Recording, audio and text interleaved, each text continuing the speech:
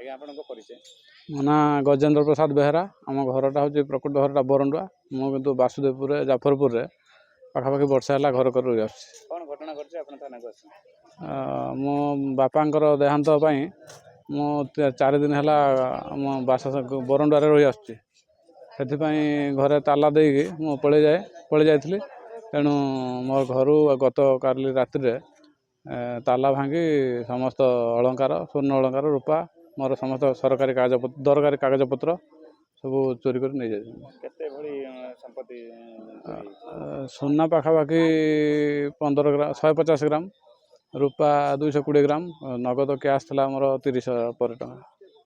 କ'ଣ ଏଠି ଏଫଆଇଆର ଦେଲେ ଥାନାରେ? ଆଜ୍ଞା ଏଫଆଇଆର ଦେଇଛି। ତଦନ୍ତ କରିବାକୁ ଯାଇଥିଲେ, ସେମାନେ ଫଟୋ ଉଠେଇକି ନେଇକି ଆସିଛନ୍ତି।